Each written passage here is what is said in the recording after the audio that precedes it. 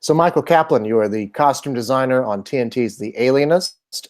Tell us a little bit about what made you want to get involved and lend your talents to this project, and what your expectations for it were like.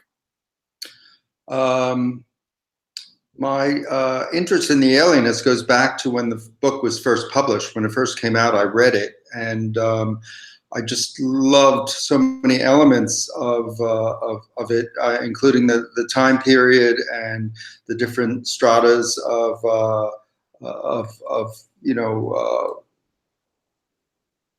wealth and poverty, and it just seemed like a designer's dream to be able to illuminate everything that was going on in 1896. And at the time, I heard that a film was being made, and although it was very early in my career, I pursued it, and each time that I heard it was being produced, it would fall apart. And this happened, I think, 2 or 3 times, and then I lost track of what was going on with it. And to make a long story short, about a year ago, I was having dinner with a friend and producer who knew about the project, and during our dinner made a few emails and texts, and before the dinner was over, he told me I had a meeting with Jakob Verbruggen, the director, the following day. So kind of immediate gratification after waiting for 30 years. Well, I'm curious, since you've been thinking about this project for so long, how did your ideas for the costumes change or evolve over time? I mean, did you have ideas for it when you first wanted to do it?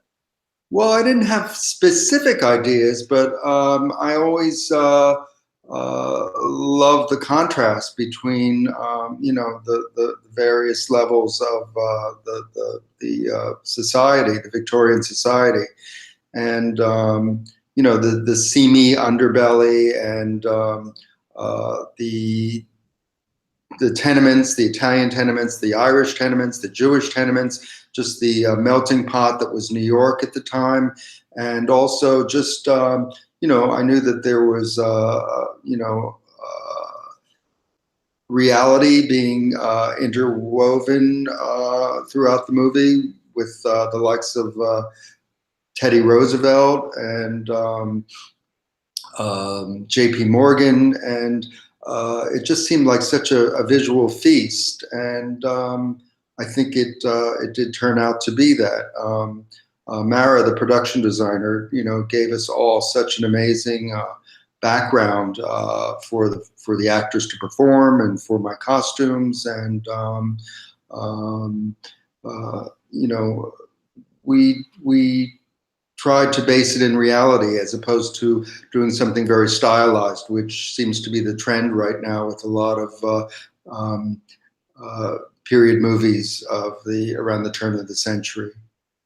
Basing it in reality, can you talk a bit about stylistically how you did that? There seems to be a trend to add some kind of trendiness to what directors are doing with period movies, and that's kind of become de rigueur to put a certain kind of imprint on it. Well, Jakob didn't think that was necessary or particularly correct for this production.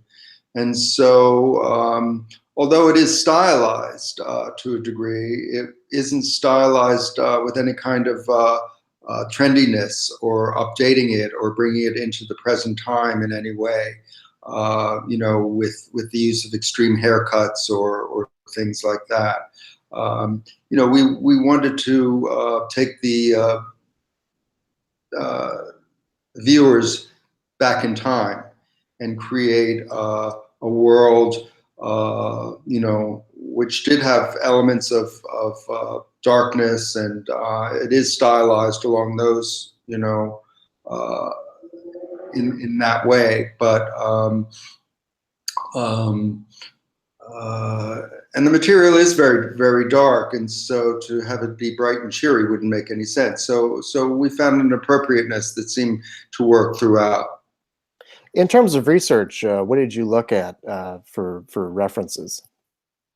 Well, there are so many real characters in The Alienist, and with research today, with the internet, it was easy to kind of you know, look them up and see you know, how they presented themselves, how they dressed in those days. Um, um, and I've been doing a lot of futuristic films, and it was so nice to be able to do research for a change. Because when I'm working on films like you know, Star Trek or Star Wars, or even going back as far as Blade Runner, you know, there was no research to be done. It was you know, it was all kind of created for the storyline. So it was quite a nice change for me to get back into costume houses and to be, you know, doing research and going to research libraries, and I enjoyed that very much. I enjoyed that process. Well, you've done a wide variety of films. I mean, sci-fi, like you mentioned, with Star Wars and Blade Runner and Star Trek. You've also done contemporary films like Seven and Fight Club and Matchstick Men, and period as well. So I guess the common thread, no pun intended, is that you've got to design costumes that fit the characters. So can you talk a bit about, in the case of The Alienist, designing costumes to fit these specific people? I think Jakob really blessed us all with his casting.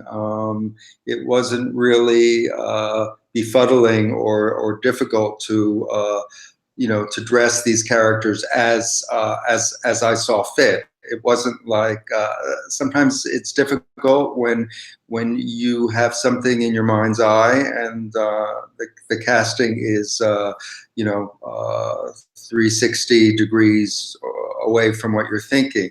You know, I thought that the you know, characters Luke and Dakota and why am I pausing? Daniel Brühl, does that? Yes, we're you know, we're all so well cast and so right for their roles. What I usually do with characters is create a color palette around them, so that you know, they can kind of live in that world, and also do costumes that are designed appropriately. All of their clothes were made for them. The extras' clothes, and there were thousands of extras, had to be gotten from various costume houses, and I did travel all over Europe and many costume houses in Los Angeles, you know, to find enough for that specific period. But we did make all the principals' clothes in Budapest, and worked within their color palettes, as I was saying. And Dakota, first of all, was I wanted to kind of, even though she was coming from a moneyed background, I wanted it to be clear that she was intelligent, that she was a woman in a man's world, and she was not, you know, wearing a lot of frou-frou, which was popular in the Victorian time. She's very tailored. She didn't want to stand out in that man's world. She wears coats and ties, suits and ties, which women did wear during that period. So I kind of took advantage of things like that to make her feel, you know, that she belonged in that world. Daniel is of German descent, and I wanted him to have that European feeling, and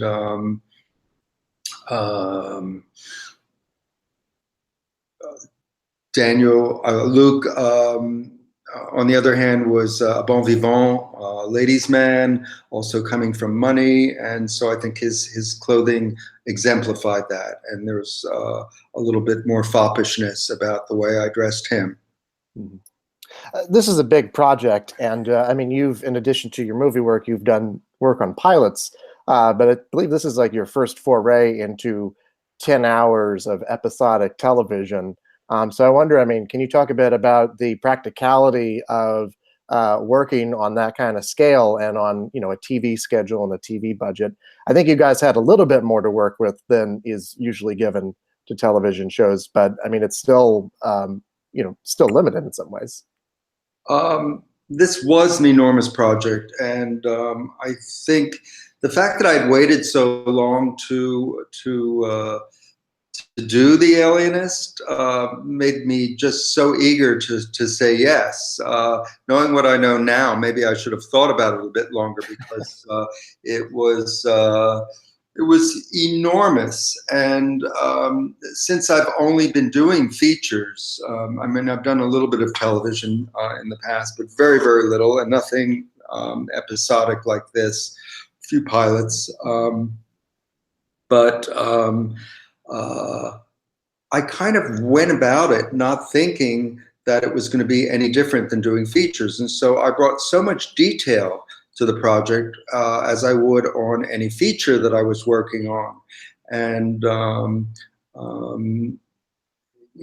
perhaps had I known beforehand the scope of things, I would have streamlined the detail a bit, and my way of working. But that's the way I work, and I kind of refuse to. And so, period socks on a TV movie is probably a bit much. There's a lot that may not be seen, and a lot of details that, if discovered, I think people will enjoy. But a lot of things, the viewers might not be aware of. But since that's how I kind of do period clothes from head to foot, I didn't really want to cut any corners. And a lot of the actors say that they really felt that they were submerged in the period, and so I guess it was worth it. Mm-hmm. Now, you are a BAFTA winner for your work on Blade Runner. You've also gotten 6 Costume Designer Guild nominations throughout your career. What has that recognition meant for you? I love what I do, and I would do it without any accolades. But it's so nice when when my peers and anyone appreciates the hard work that I do. It's very satisfying. So I don't do it for awards, but it's always nice to have that gravy. And Blade Runner, I wanted to mention, because I was surprised to see this. That was your first credited job as a costume designer. Obviously, you'd worked in costumes before that, but I mean, that was, your first task of being the head of the ship. And on a film like that, I wonder what that kind of training ground was like for you. It really isn't my first credit. There are a couple credits that I did not put on my resume, but it's definitely the first credit that meant a lot to me, and it was an amazing training ground. And I did it with a partner, and so there were 2 of us, and we divided up the responsibilities and learned from each other. I think I learned a lot from him, and I learned a lot from Ridley Scott, and really loved working with him. Mm-hmm. And I mean, that's also a work that has obviously it inspired a sequel, but I mean, it kind of inspired a lot of fashions afterwards. So, I mean, what does that mean to you that people still talk about the work that was done in that movie? Yeah, I think that movie more than any other movie. Although I did work on a couple other films that have been very inspirational uh, to the world of fashion. You got a long list of credits. Flashdance being one of them, which um, uh, it keeps coming back and influencing Seventh Avenue designers. Marc Jacobs did an homage to Flashdance. J-Lo did a whole video homage to Flashdance, and also I would say Fight Club has had an enormous effect on the fashion industry. Donatella Versace did a Fight Club collection right after the movie came out. So um, um, I find that all very interesting. And fans of a certain film trilogy would kill me if I didn't at least ask you this. But you're working on the concluding chapter of the latest Star Wars trilogy with J.J. Abrams. I mean, can you tell us anything about that, or just have you begun your work already? I started prepping. I'm sworn to secrecy, but there's going to be, a lot of surprises, and I think, with JJ at the helm, it's going to be a great film, and it'll be my third. And maybe after this trilogy, I return to doing some more period films, which the Alienist reminded me how much I love doing that. Well, Michael Kaplan, thank you so much, and congratulations on your work. It's a pleasure talking with you. Thank you so much. Nice to talk to you too. Thank you. Have a good